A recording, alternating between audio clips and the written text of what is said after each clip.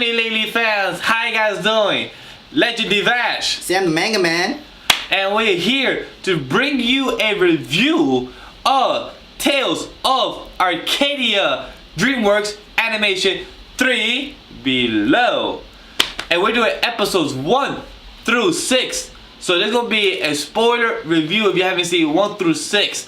And episodes 7 through 13 will be out in a couple days. That's gonna be a bit late. But 1 through 6 we're doing, guys. Let us know what you guys think of the video. Like, comment below what you think about 1 through 6. Are you liking it? If you love Troll Hunters, you should love 3 Below.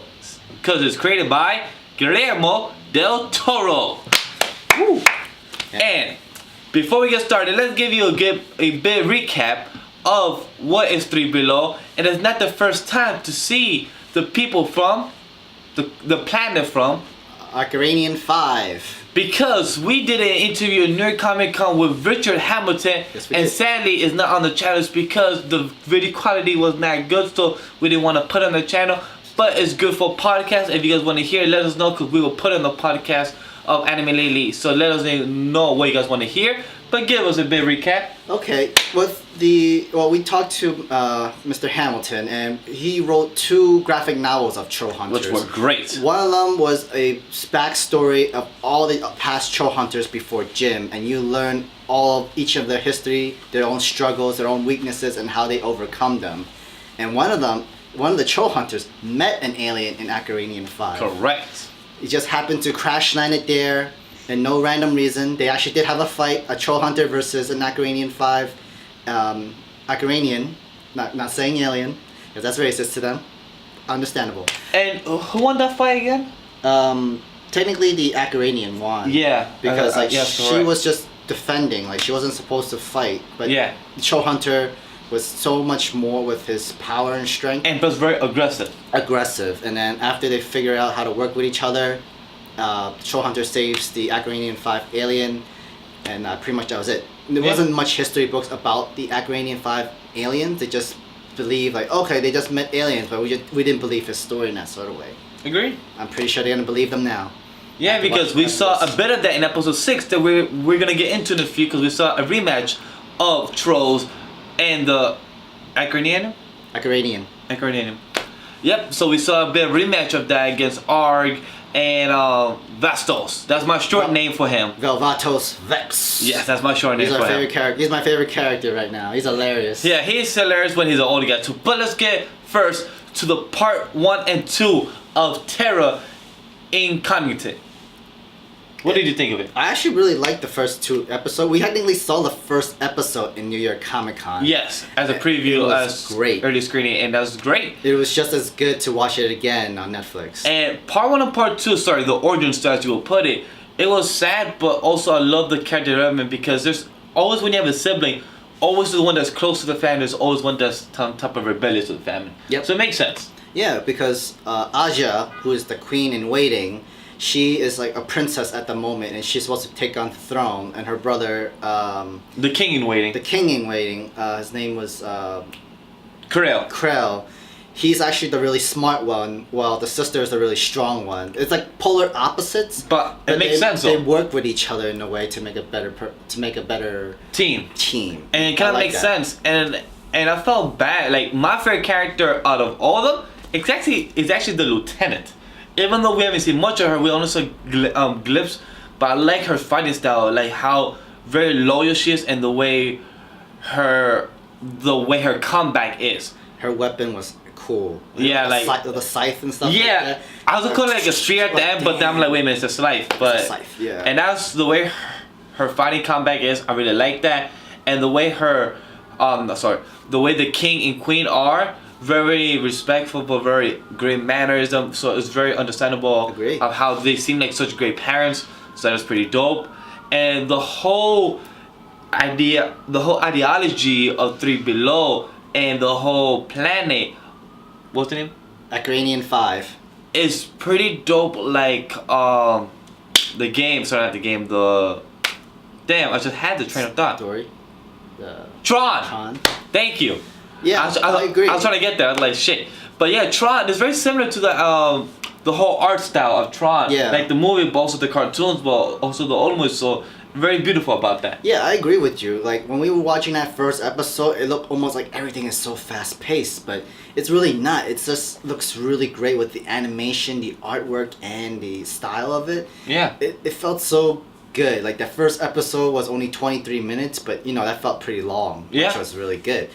And I like to bring up the same words as Guillermo said. The shows like Tales of Arcadia is for like ages from 3 to 50, which is really cool and it's really dope. And I'm enjoying 3Below right now, like I am with Cho Hunters. And with episode 2 of them cloning themselves to humans was hilarious because the way the mother chose their forms, saying you will be a Latino who is invincible, and the girl who's also invincible, and also the old senior citizen Vex. for Vex, and that was amazing. It was straight comedy because some girls in school are invincible depending how they look, how popularity is, and how Latinos are invincible. So I really love how that joke is because it really makes you feel real, but still animated, but still feel any age of group that Sam mentioned and Guillermo mentioned. They could watch yourself fun. They're very beautiful. I agree, because with senior citizens, of course, no one's gonna really listen to the whole yelling grandpa. Because throughout Vex is acting as a senior citizen, it reminds me like those old people who's been into wars and like, I'm gonna do this to you, I'm gonna shred your skin or shit like that. It felt real because when you know what, it sounds like a person that just went to Vietnam or something. When he tried to learn chess was hilarious. I'm like, oh shit, like it felt like he was trying to learn a new combat skill for him because it's something that he don't use. Technically, he don't really use his brain. No. Most combat people like that don't even use their brain. They're just there for compassion when they can. Mostly there to just bring you to be a warrior. That's it. So for him to learn how to do chess was hilarious because the way he felt like, so do I kill you or what do I do? So that was pretty amazing. Basically, all he wants is to fight and kill and glorious death. Yeah, it's just like the king in the first episode when Vex was fighting the brother Krell, the king waiting, and the king was like, Vex always talking about death, and always like, I'm gonna kill you, like, you know, this is just for sure, right? Like, I'm gonna kill you. I was like, for sure. I was like, okay, well, I don't know, Vex, you have a problem. Yeah, and then that was a fun fight. And then you had the whole father. You're supposed to have a father-son fighting challenge. Yeah, that was pretty cute, and it was pretty.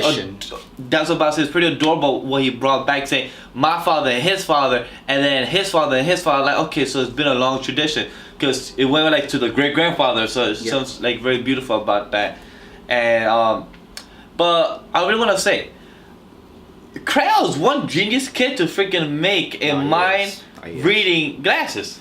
Yeah, you get to read everybody's human brains of what they're on their mind. Yeah. Just because they're just looking for another alien in planet Earth, but and then you actually learn with the glasses like humans don't even know what being human. I love is. that line, and that's really true because we don't necessarily know what we want to be. We don't know what we want to be. We don't really know what being human really is, or what we are, or what do we do of life. So I love how real it is because what she said when Krell and Aja were up in the mountains and just staring at the whole town of Arcadia, it felt so real because humans are selfish. Any type of humans, no matter who you are in some way, you might not be selfish your whole life, but you might be selfish one day of the week or one day of the month.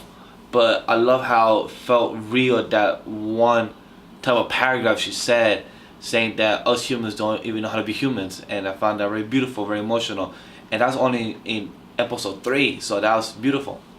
All right, episode 4, it wasn't really much. It was just literally the discovery. Yeah, that's a filler episode. Because Krell loved music back in Troll Hunters, and right now we kind of learn more about how he likes music with the whole boombox.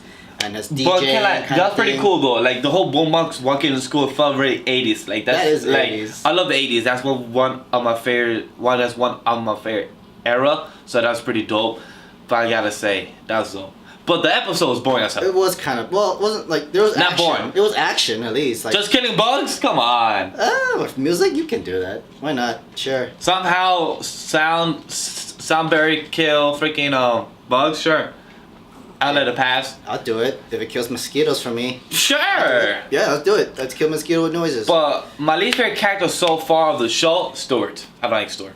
Yeah. But the taco, bringing it back from the most hottest burrito from Toby, It's that was funny. pretty dope. That was like funny. bringing the whole story back from Troll Hunters to this series into it, and still having Aja eat the burrito all in one go.